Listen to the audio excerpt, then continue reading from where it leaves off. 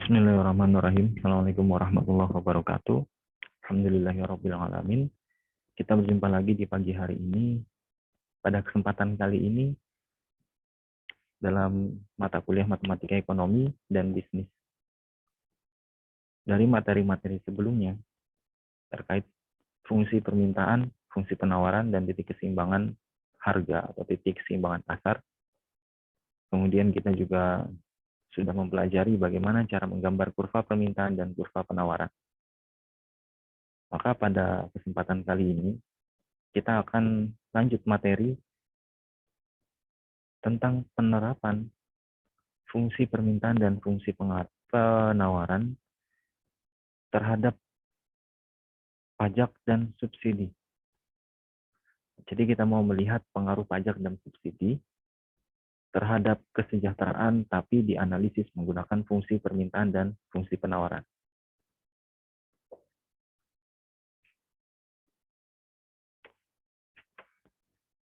Sebelumnya, sebelum kita masuk ke hitung-hitungan, sedikit deskripsi terkait pengaruh pajak dan pengaruh subsidi terhadap kesejahteraan.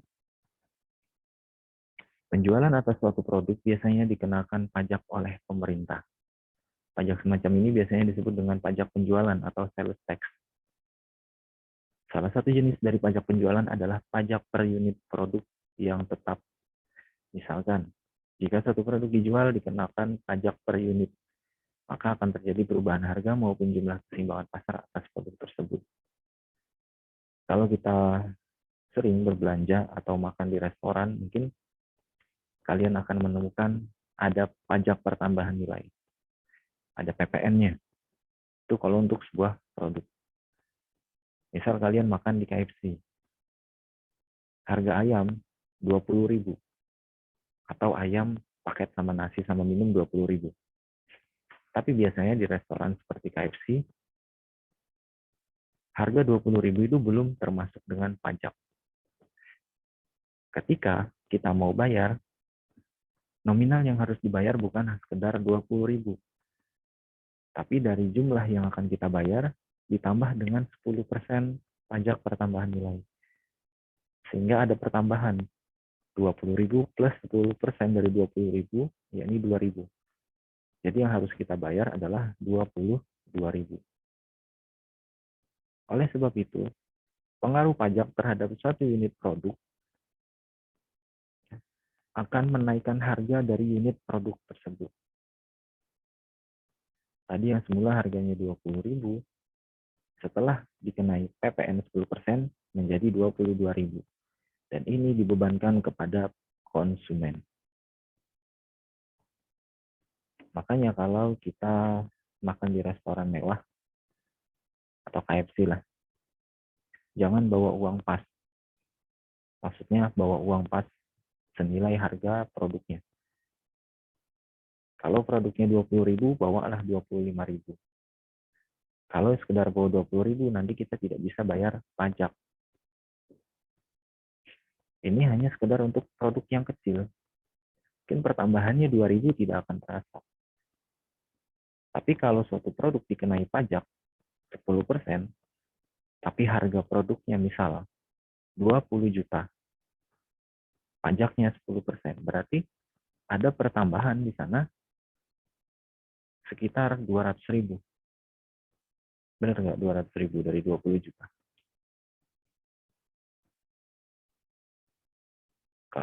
Sorry, bukan 200.000, tapi 2 juta.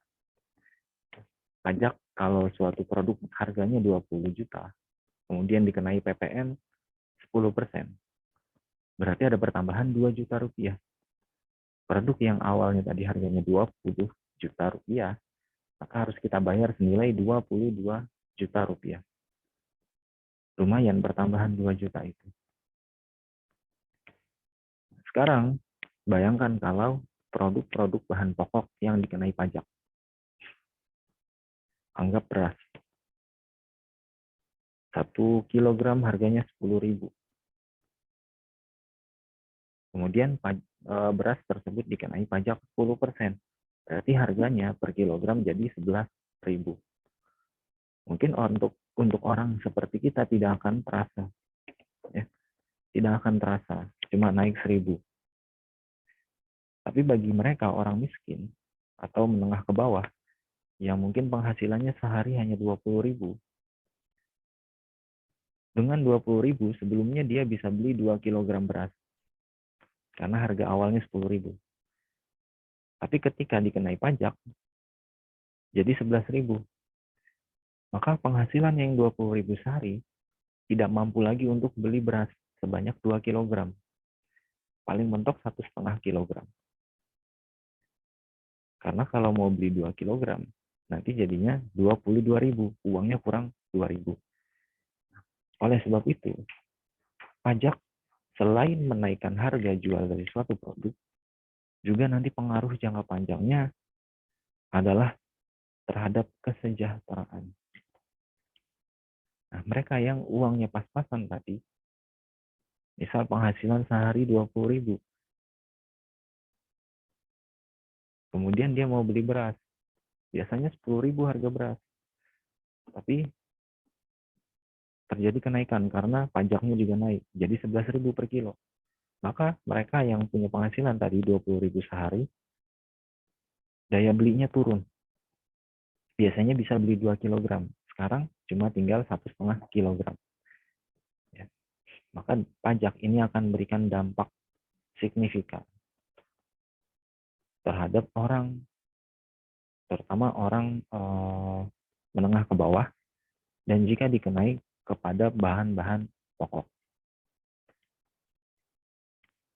Jika pemerintah mengenakan pajak per unit pada produk tertentu, akan mengakibatkan harga produk naik. Tadi ya, harga produknya naik. Dan jumlah yang diminta atau ditawarkan atas barang tersebut berkurang. Sesuai dengan hukum permintaan, ketika harga produk naik, maka jumlah yang diminta akan turun. Ketika beras harga 10.000 dikenai pajak, kemudian naik jadi 11.000, maka orang yang biasa beli 2 kilogram akan menurunkan permintaannya jadi 1,5 kilogram saja, karena keterbatasan uang yang dimiliki. Selain sebagai sumber pemasukan negara, pajak juga memiliki fungsi untuk mengurangi tingkat konsumsi atau peredaran barang di masyarakat. Nah, jadi pajak itu memang pajak adalah salah satu instrumen penerimaan anggaran negara. Kemudian dampak pajak juga bisa menurunkan daya beli masyarakat. Penurunan daya beli masyarakat bisa sifatnya negatif, bisa sifatnya positif. Sifatnya negatif jika berhubungan dengan kesejahteraan. Kebutuhan pokok dikenai pajak, maka pengaruhnya terhadap kesejahteraan. Tapi penurunan daya beli juga bisa sifatnya positif. Ketika pajak dikenakan terhadap produk rokok. Rokok sebenarnya biaya produksinya murah. Tapi yang membuat rokok itu menjadi harganya mahal adalah pajak. Ada 2 kali pajak dari produk rokok. Pertama, pajak penjualan atau PPN. Dan yang kedua adalah pajak cukai rokok. Itu yang membuat harga produk rokok mahal. Kalau pemerintah mau mengurangi jumlah perokok, maka tinggal dinaikkan pajak terhadap rokok tersebut. Saya yakin kalau harga rokok naik, yang merokok pun akan berkurang. Tadi yang anak-anak sekolah ya belum punya penghasilan ngerokok, saya yakin mereka akan mengurangi rokoknya atau mungkin bahkan berhenti. Orang yang biasanya merokok 1 bungkus sehari mungkin bisa mengurangi jadi 1/2 bungkus sehari. Tapi sekarang banyak sekali perokok. Karena memang harga rokok di Indonesia itu murah. Pajak terhadap rokok itu masih tergolong rendah. Jadi sebenarnya kalau rokok harganya naik, itu tidak akan memberikan keuntungan kepada produsennya. Tapi keuntungan kepada negara. Karena tadi saya bilang, biaya produksi rokok itu sebenarnya murah. Yang mahal adalah pajaknya. Nah, ketika harga produk rokok naik akibat pajak yang tinggi, akhirnya terjadi penurunan daya beli masyarakat. Tapi penurunan daya beli masyarakat terhadap rokok ini bersifat positif karena mengurangi jumlah perokok dan mengurangi angka kematian akibat rokok. Ada juga pajak progresif. Ya, pajak progresif yang dikenai kepada kendaraan bermotor, contoh seperti mobil. Pajak progresif itu dikenakan kepada seseorang yang memiliki lebih dari satu mobil. Jadi kalau ada di antara kalian, orang tuanya punya 2 mobil dengan nama di STNK yang sama. Misalnya, Pak Rahmat punya satu mobil Innova. Mobil Innova itu pajaknya normal, sesuai dengan pajak Innova mobil-mobil lainnya. Tapi ketika Pak Rahmat beli mobil satu lagi, dengan merek yang sama, Innova juga, maka pajak mobil Innova yang kedua meskipun satu merek dan satu tipe, nilai pajaknya akan berbeda. Karena untuk pajak mobil kedua, sudah aturan pemerintah akan lebih mahal daripada pajak mobil pertama. Kalau mobil tersebut milik satu orang. Itu namanya pajak progresif. Tujuannya apa? Tujuannya untuk mengurangi konsumsi kendaraan pribadi. Nah, kebanyakan di Indonesia, satu orang biasanya punya 2 mobil. Apalagi di Jakarta dengan sistem ganjil dan genap. Maka dia orang kaya perlu punya 2 mobil. Mobil dengan plat ganjil untuk dipakai di hari-hari yang ganjil, dan mobil dengan plat genap untuk dipakai hari-hari yang genap. Pemerintah tidak mau penggunaan mobil pribadi ini semakin banyak sebenarnya.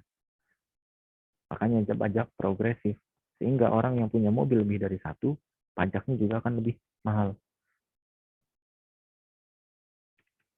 Atau misal seperti Hotman Paris, mobilnya kan banyak.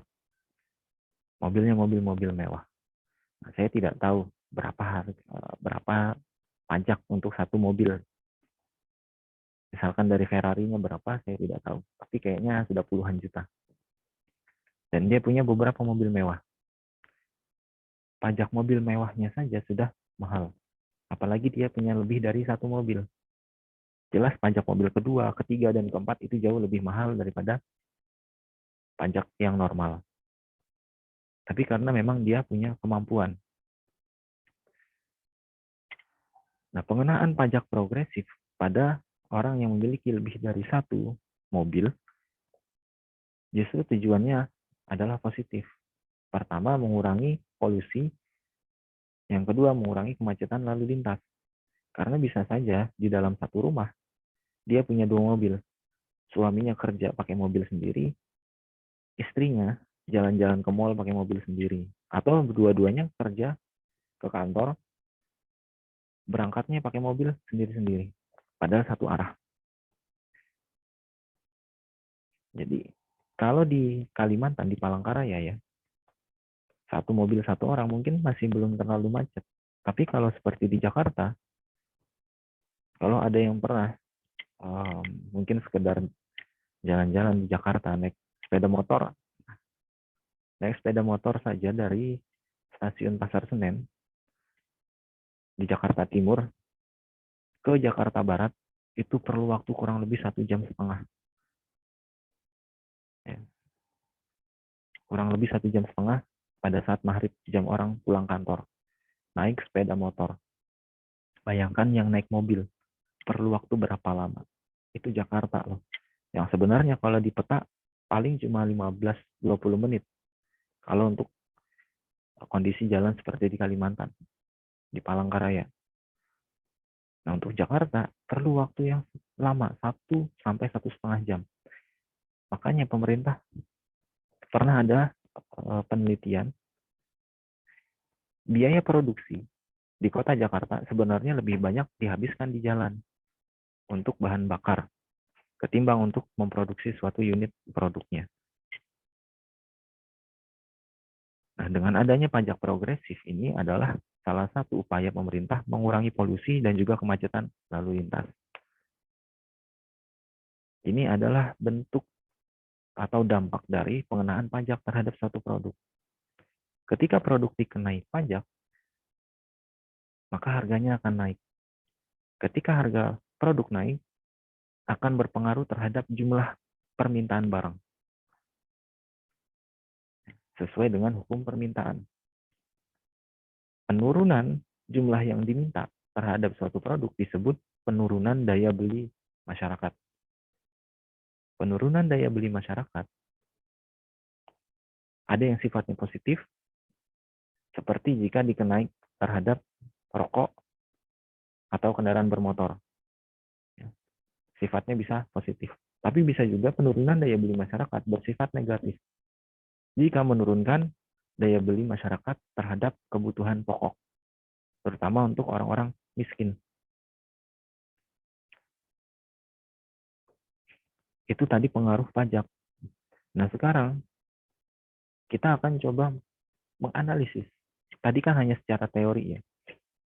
Teorinya menggunakan teori permintaan. Ketika produk dikenai pajak, maka harganya naik. Ketika harganya naik, maka permintaannya akan turun. Itu secara teori. Tapi karena kita orang ekonomi, dalam mengemukakan teori atau mengemukakan pendapat, ataupun mengambil suatu keputusan, harus ada landasan. Landasan yang bisa kita gunakan adalah hitung-hitungan matematika. Dari perhitungan ini nanti akan digunakan sebagai acuan. Contoh, ini kalau produk misalkan beras dikenai pajak sebesar 10%, kira-kira penurunan daya beli masyarakatnya sejauh apa?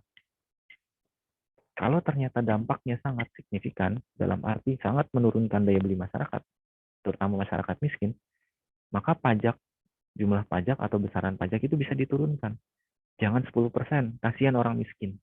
Banyak yang tersiksa. 5% aja. Nah, penentuan besaran itu menggunakan analisis dari perhitungan yang dilakukan dengan perhitungan matematika.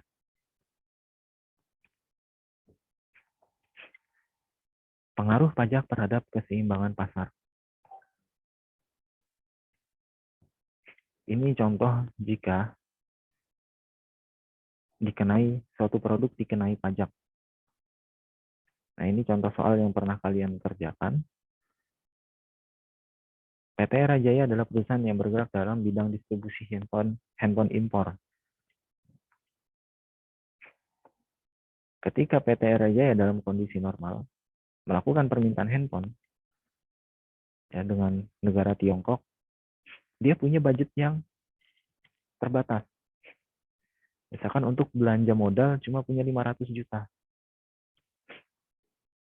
Harga HP-nya berapa? Dari 500 juta itu bisa beli berapa HP? Misalkan dari perhitungan kalian sebelumnya bisa dapat 1.600 HP. 1.600 unit handphone. Tapi itu masih harga dari pedagang atau harga dari distributor di Tiongkok. Ketika produk HP tersebut mau masuk ke Indonesia, maka pemerintah Indonesia menetapkan adanya pajak bea impor atau bea masuk barang impor. Ya, melalui peraturan Menteri Keuangan ya, nomor PMK 199 /PMK.10/2019.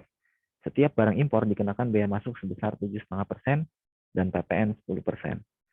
Jadi kalau kita beli produk dari luar negeri, misal harga produknya 1 juta, maka dikenakan PPN 10%, berarti jadinya 1.100.000 plus bea masuk 7,5%. 7,5% dari 1 juta berarti 75.000. Maka yang harus dibayar dari barang senilai 1 juta adalah 1.175.000. Otomatis kita perlu biaya ekstra untuk bayar pajak dan bea masuk.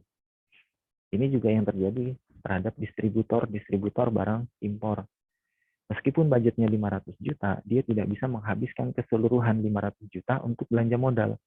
Tapi dia juga harus memperkirakan berapa harga produk tersebut plus dengan pajak dan bea impornya. Sehingga yang tadi, kalau perkiraan bisa beli 1.600, harus dikurangi untuk bayar pajak dan bea masuk. Ini kasus yang pernah kita kerjakan. Kalau lupa, kalian bisa review ulang lagi video-video sebelumnya. Saya tidak mengulangi bagaimana cara mencari fungsi, tapi kita langsung start dari keseimbangan pasar. Ya. Kita menghitung atau menganalisis dampak pajak terhadap kesejahteraan, startnya dari keseimbangan pasar.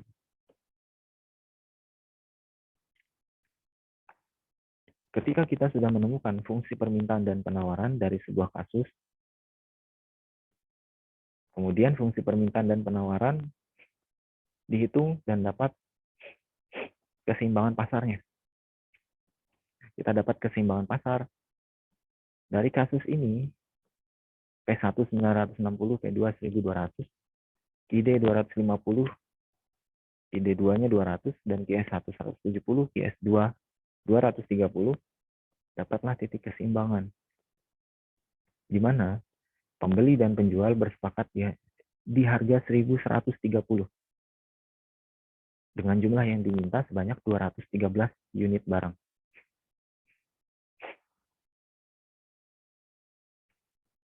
Ini disebut keseimbangan sebelum pajak. Jadi sebelum dikenai pajak, harga yang disepakati adalah 1130. Setelah diketahui harganya, diketahui juga unitnya. Sebelum pajak, unit yang diminta sebanyak 213 unit barang. Akibat dari biaya impor dan pajak pertambahan nilai tadi, maka ada pertambahan. Ya, pertambahan harga. Kan tadi sudah dibilang, pajak akan menaikkan harga barang. Biaya impornya 7,5%, PPN 10%. Maka total dari pajak yang harus dibayarkan adalah 17,5% dari harga barang. Harga barangnya yang mana? Yang PE ini. Kita harus tahu dulu besarannya berapa, besaran pajak. Karena ini masih dalam bentuk persentase. Maka kita cari 17,5% dari PE 1130 itu berapa. Maka tinggal dikalikan 17,5% dikali 1130. Maka pajak 17,5% dari 1130 adalah 197,75. Setiap unit barang ada pertambahan harga sebanyak 197,75. Satuannya anggaplah rupiah. Ini pertambahannya.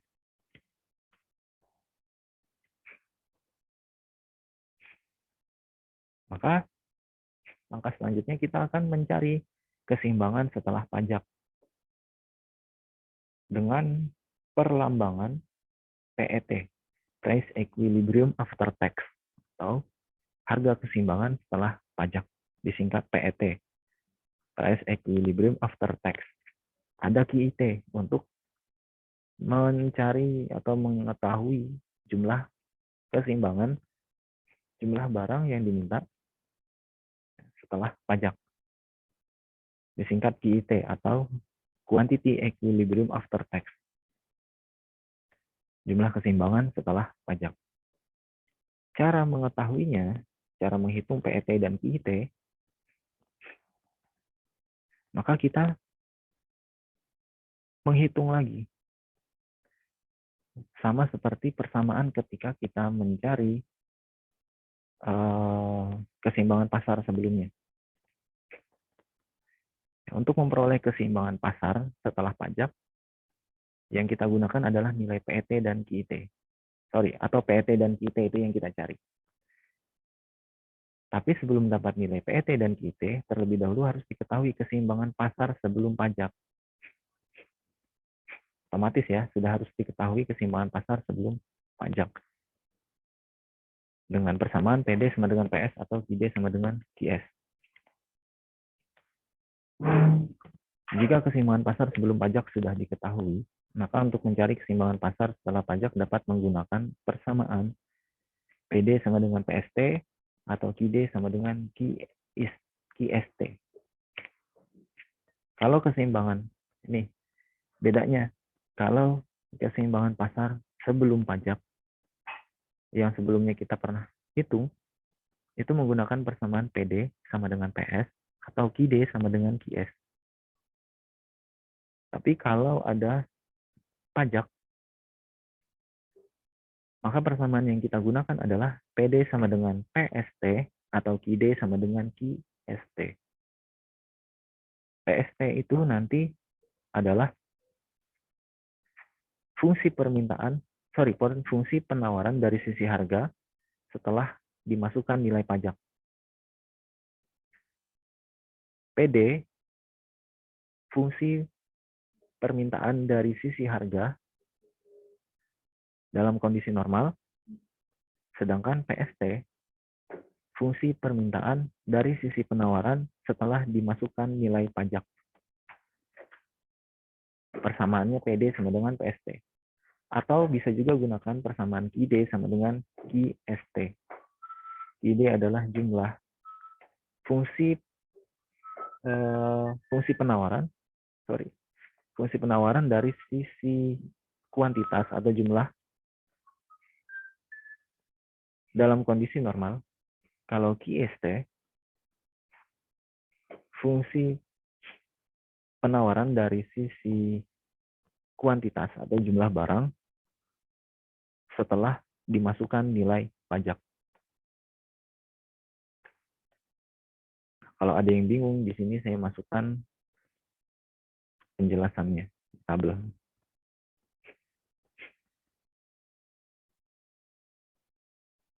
Dengan adanya pajak, maka fungsi penawaran akan berubah. Akan tetapi fungsi permintaan tetap, sebab pajak pasti berlaku bagi produsen, tapi belum tentu berlaku pada konsumen. Makanya yang berubah adalah PST dan QST-nya. Sedangkan PD dan QD tetap. Kalau ada S berarti sisi penawaran. Ingat, karena ada pajak, maka yang terpengaruh adalah fungsi penawarannya, bukan fungsi permintaan. Saya ulang, kalau ada pajak, maka yang terpengaruh adalah fungsi penawarannya. Kenapa demikian? Karena yang namanya pajak itu pasti berlaku terhadap produsen, tapi belum tentu berlaku pada konsumen. Karena konsumen adalah kebebasan untuk membeli atau tidak membeli. Tapi kalau produsen, ketika dia sudah memproduksi barang, maka dia ada kewajiban untuk membayar pajak. Ini kewajiban bayar pajak dari produsen. Dan yang menetapkan harga adalah produsennya. Makanya pajak ini berlaku bagi produsen atau fungsi penawaran. Ada PET, harga keseimbangan setelah pajak. Ada QIT, ada jumlah keseimbangan setelah pajak. T itu menandakan tax atau pajak, F untuk fungsi. Nah, kalau dalam kondisi normal, PD, PS, QD, QS, PE, dan QE. Ini sudah kalian ketahui sebelumnya. Istilah yang baru ada PST, QST, dan PET, ada QET. 4 hal yang baru yang perlu kalian pahami.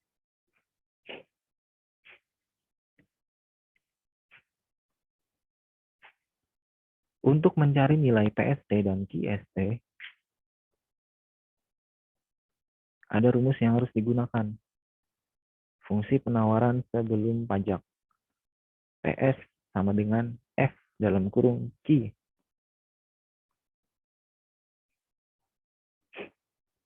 Ini sebelum pajaknya ya. Kalau sebelum pajak berarti PS biasa, PS. Tapi kalau penawaran setelah pajak, PST sama dengan F dalam kurung Q plus T. Ada ketambahan T atau tax, ketambahan pajak. Misal, untuk mencari PST, fungsi PS pada awal hanya 4Q plus 280. Ini PS-nya. Dari mana dapat PS? Nilai PS kita ambil dari sini tadi, di awal. Nah, nilai PS 280 plus 4Q. Itu nilai PS-nya ya. Diingat 280 plus 4Q. Kita akan mencari nilai PST. Untuk mencari nilai PST, kita gunakan fungsi PS yang tadi sudah kita tandai.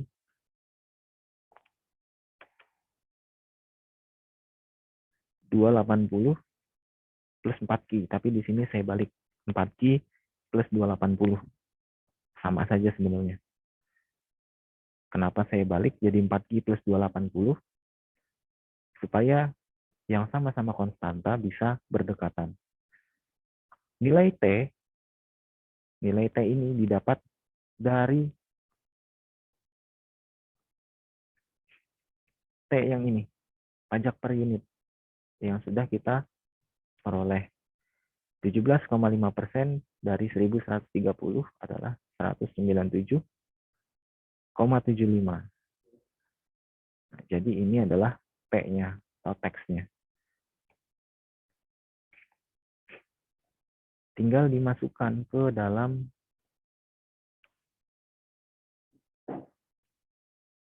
rumus PST. PST sama dengan F kali Q plus T. Jadi tadi fungsi PS-nya adalah 280 plus 4Q ketambahan 197,75 teksnya.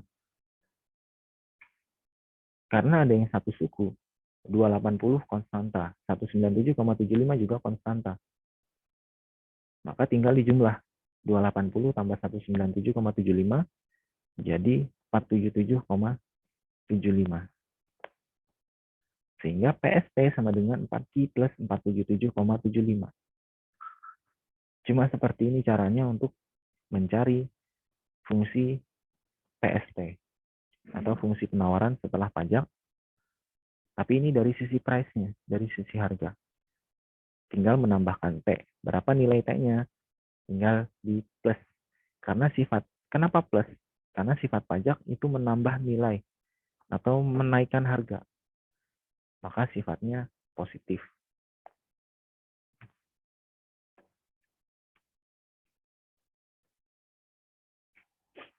Fungsi penawaran sebelum pajak untuk sisi yang QS. QS, kalau kita tadi menggunakan PS, sekarang kita gunakan QS. QS-nya berapa di awal? Ini QS-nya. Min 70 plus 0,25P. Ini QS. Min 70 plus 0,25P.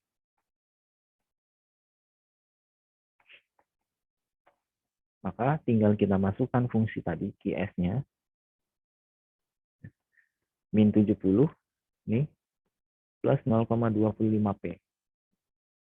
Tapi karena rumusnya adalah QST sama dengan F min P min F dikali dalam kurung P min T. F-nya adalah 0,25.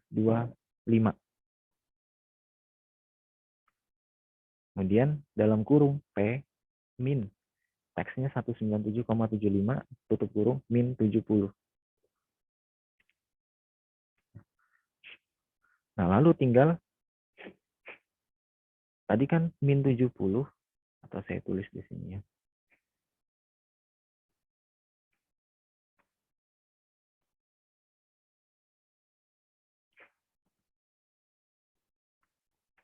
Min 70 plus 0,25 P. Nah, ini fungsi QS. Kalau kita mau mencari QST, maka kita masukkan nilai T. Tapi di posisinya di sini 0,25, P-nya dipisah masuk dalam kurung min T 197,75.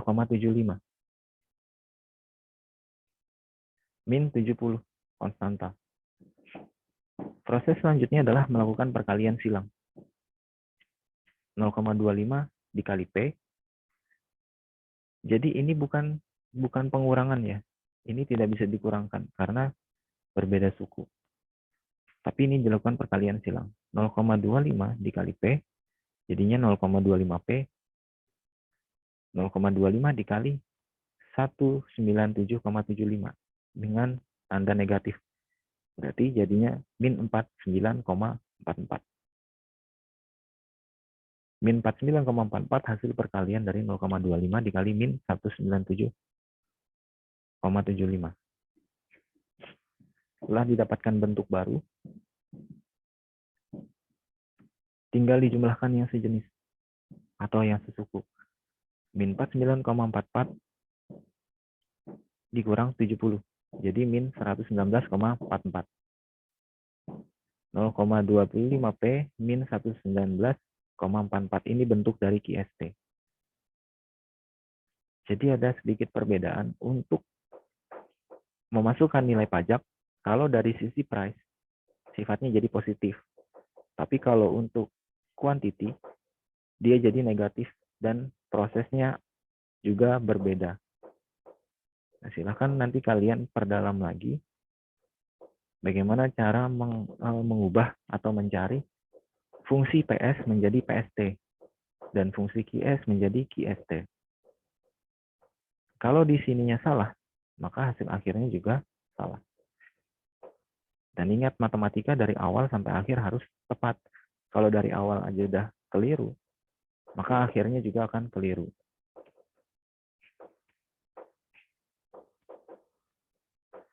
Setelah diketahui fungsi PD, PS, QD, dan QS, kemudian kita juga dapat fungsi PST dan fungsi QST. Ini fungsi yang baru. Berarti sudah ada 6 fungsi. Kalau mencari keseimbangan pasar, sebelum fungsi keseimbangan pasar, sebelum pajak, maka yang digunakan adalah persamaan PD sama dengan PS, atau QD sama dengan QS. Tapi untuk mencari keseimbangan pasar setelah pajak, yang digunakan adalah PD sama dengan PST, atau QD sama dengan QST. Ini setelah pajak. Maka tinggal masukkan seperti mencari keseimbangan pasar sebelumnya. Hanya fungsinya saja yang berbeda. PD sama dengan PST. Maka masukkan nilai PD berapa, nilai PST berapa. Lalu diproses, hitung. Dapatlah Q-nya 191. Nah, lalu untuk ini baru nilai Q. Untuk dapat nilai P-nya, berapa sih price-nya? Maka tinggal masukkan nilai Q ke dalam salah satu fungsi. Di contoh saya masukkan ke dalam nilai PD. Kalau mau masukkan ke dalam fungsi PST juga bisa. Tapi di contoh ini kan masuk ke dalam fungsi PD. Min 4,8 Q plus 2160. Masukkan nilai Q-nya ke dalam sini, jadi min 4,8 dikali 191 plus 2160. Dapatlah nilai P-nya 1243. Ini harga keseimbangan setelah pajak dan jumlah keseimbangan setelah pajak. Kalau kita mau gunakan persamaan QD sama dengan QST juga sama, bisa. Yang digunakan berarti fungsi QD. QD-nya min 0,21P plus 450. QST-nya min 0,25P, 0,25P min 119,44. Kalau kalian mau nulisnya min 119,44 dulu juga boleh. Atau 0,25P-nya duluan juga nggak masalah. Yang penting positif dan negatifnya selalu mengikuti. Ketika diproses, kalau kita menggunakan persamaan PD sama dengan PST, yang kita dapatkan terlebih dahulu adalah nilai Q. Kalau mau mencari dengan persamaan QD sama dengan QST, Yang kita dapatkan adalah P-nya duluan. Setelah dihitung, dapat P-nya 1238. Tinggal mencari nilai Q. Untuk cari nilai Q, kita gunakan persamaan yang menggunakan fungsi QD ataupun QST.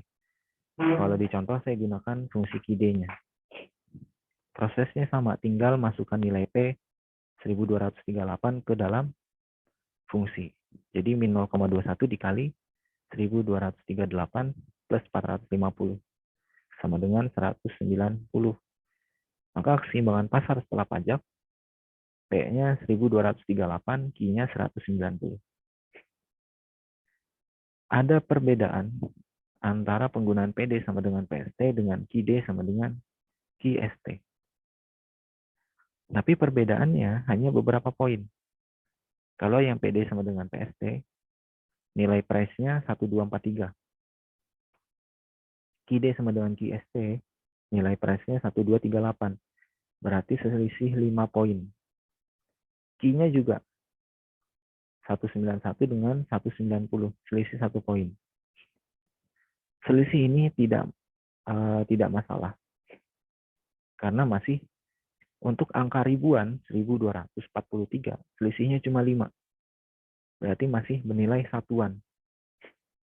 Masih di toleransi. Untuk jumlah barang, jumlahnya ratusan. Selisihnya cuma 1, juga masih di toleransi. Perbedaan ini karena pembulatan angka koma. Karena ada angka koma ini, ya.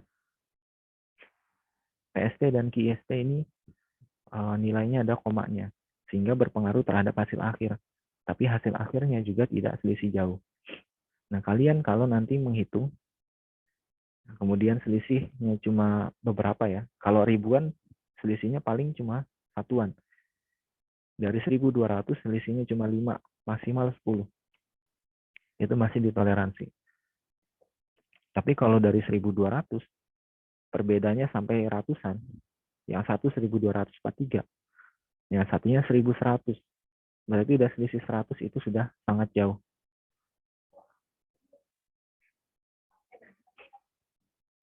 Dari fungsi PST dan QST, kita sudah dapat keseimbangan pasar setelah pajak. Tinggal kita gambar kurvanya.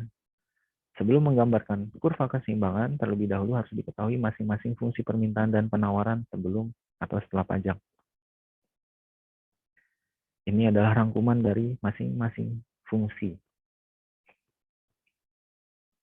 Ya, ini rangkuman dari setiap fungsi yang ada, mulai dari PD, QD, PS, QS, PST, dan QST. Juga ada keseimbangan sebelum dan setelah pajak. PE, QE, PET, dan QET. Dari kesimpulan ini bisa kita ketahui bahwa harga sebelum pajak 1130. Ini sebelum dikenai pajak. Jumlah yang diminta 213 unit. Ya. Jadi sebelum pajak harganya 1130. Jumlah yang diminta 213. Setelah dikenai pajak, harga keseimbangannya jadi naik. Jadi 1243. Berarti ada kenaikan 113 poin. Dan jumlah yang diminta setelah pajak, karena sesuai dengan hukum permintaan, ketika harga naik, maka permintaan turun. Dari 213 turun menjadi 191. 213 ke 191 berarti turun sekitar 22 unit barang. Dampak pajak terhadap harga jelas menaikkan harga jual barang. Dan dampak pajak terhadap daya beli masyarakat adalah menurunkan daya beli masyarakat. Dari pajak yang senilai 17,5%, Untuk harga barang 1130, menaikkan harga keseimbangan menjadi 113 dan menurunkan permintaan sebanyak 22 unit barang.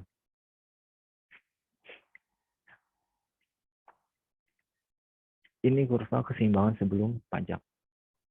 Kemarin kalian juga sudah dijelaskan bagaimana cara menggambar kurva. Kalau ada yang lupa, silakan tonton video sebelumnya, direview lagi materinya. PD 2160. Kenapa titiknya di sini? Kita lihat dari fungsi PD. Yang dilihat adalah konstantanya. PD 2160. Sehingga ini garis per satu skala bernilai 100. Jadi ini 100, 200, 300, 400, 500, 10 ini 1000, 1100, 1200 sampai 2000, 2100, 2200. Karena PD-nya 2160, price demand-nya 2160, berarti titiknya kurang lebih di sini. Perkiraan ya. Belum mencapai ke skala 22, masih di bawahnya sedikit. PS nilainya 280. Berarti ada di sekitar sini titiknya. Nah, ada di sini. Ini PS 280. KID 450. Berarti ada di sini. Nah, skala antara yang di P dengan di Q itu tidak mesti sama. Yang di P bisa saja ribuan. Tapi yang di Q ini saya buat ratusan. Jadi tidak harus kalau P-nya ribuan, Q-nya ribuan juga nggak harus. Bisa aja P-nya ribuan, Q-nya ratusan atau puluhan boleh. Nah, Q di sini bernilai puluhan. Dua ini 20, 40, 60, 80, 100, 120. Kemudian di sini 20 berarti 200, 220 sampai 400, 420, 440. Sehingga 450 itu kurang lebih di tengah di sini. QS min 70. Karena min 70, Q-nya berarti dari 0 ke kiri. Min 70 sekitar ada di sini. Nih. Tinggal ditarik garis. PD dan QD ditarik dari sini ke sini. Ya. Kemudian untuk yang PS dan QS dari titik ini ke titik yang ini, tarik garis lurus sampai bertemu. Kurva permintaan dan penawarannya menghasilkan titik temu. Ini adalah titik keseimbangan pasar atau keseimbangan harga. Di titik 1130 dengan jumlah barang 213. Tapi ini adalah kurva sebelum pajak. Untuk kurva setelah, kurva keseimbangan setelah pajak, cara menggambarnya sama. Cara menggambarnya sama, tapi ada tambahan. Kurva yang warna merah ini adalah permintaan, yang biru adalah penawaran yang kita gambar tadi. Lalu ada ketambahan lagi satu kurva. Kurva penawaran setelah pajak. Diambilnya dari fungsi PST dan QST. PST-nya 477,75.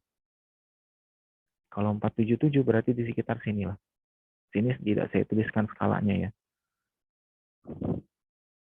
Kalau kita kembali 477 berarti sekitar sini 477,75. 477,75. Kemudian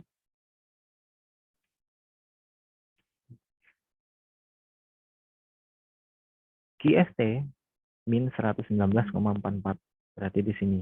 Karena Q berarti dari 0 ke kiri. 119,44. Jadi di 119 ada di sini. Nah, ini untuk fungsi penawaran setelah pajak. Nanti tinggal ditarik garis sampai ke atas. Ini kurang lurus. Ya, anggaplah ini lurus. Nah, ditarik garis seperti itu. Sehingga nanti dia akan menghasilkan kurva yang warna ungu, fungsi penawaran setelah pajak. Dari titik awal keseimbangan yang warna hijau di sini, menghasilkan titik keseimbangan baru yang warna kuning. Dengan keseimbangan 1, 2, 4, 3 di sini, ya, 1243, dengan Q-nya 191. Berarti keseimbangan sebelum pajak, harganya lebih rendah, 1130, jumlah yang diminta lebih banyak, 213. Setelah terjadi penambahan pajak, titik keseimbangannya berubah. Harganya jauh lebih mahal, atau harganya naik lah. Kalau jauh lebih mahal, enggak kayaknya. Harganya naik jadi 1243. Kemudian jumlah yang diminta berkurang jadi 191. Dengan nilai pajak per unit 197,75. Dari satu kurva ini, kita sudah bisa membaca suatu kondisi pasar. Kita tahu, kalau pajaknya 197,75, maka akan mengubah harga. Harganya akan naik menjadi sekian. Dan terjadi penurunan permintaan sekian. Nanti tinggal dianalisis. Misalkan ini adalah produk beras. Kalau dalam setahun, suatu rumah tangga itu biasa menghabiskan sebanyak 213 kg beras. Itu normalnya untuk mencapai gizi yang baik 213. Atau seminimalnya adalah 200 kg. Untuk mencapai keluarga yang memiliki gizi baik harus mengkonsumsi dalam setahun minimal 200 kg beras. Ketika dikenai pajak 197,75, masyarakat hanya mampu membeli sebanyak 191 kg. Berarti kurang dari standar yang disarankan. Kalau standar yang disarankan 200, sedangkan masyarakat cuma bisa beli 191, berarti masyarakat akan kekurangan gizi. Ya, masyarakat akan kekurangan gizi. Maka pemerintah bisa menurunkan pajak. Jangan 197, coba 100. Kira-kira kalau pajaknya 100, daya belinya masih bisa mencapai 200 enggak unitnya. Nah, dari hasil hitung-hitungan ini yang akan menjadi sebuah keputusan. Berapa kira-kira pajak per unit barang yang bisa ditetapkan. Supaya daya beli masyarakat itu dalam keadaan normal. Turun tapi dalam keadaan yang masih stabil. Ini adalah penjelasan tentang analisis dampak pengenaan pajak terhadap suatu produk menggunakan fungsi permintaan dan penawaran. Untuk selanjutnya, menghitung penerimaan pajak oleh pemerintah, kalian bisa pelajari sendiri kalau memang tertarik. Kalian bisa menghitung penerimaan pajak oleh pemerintah. Tapi saya tidak akan menjelaskan pada kesempatan kali ini. Kalau ada yang mau mempelajari, kalian sudah bisa langsung baca materinya. Saya ucapkan terima kasih atas perhatiannya. Assalamualaikum warahmatullahi wabarakatuh.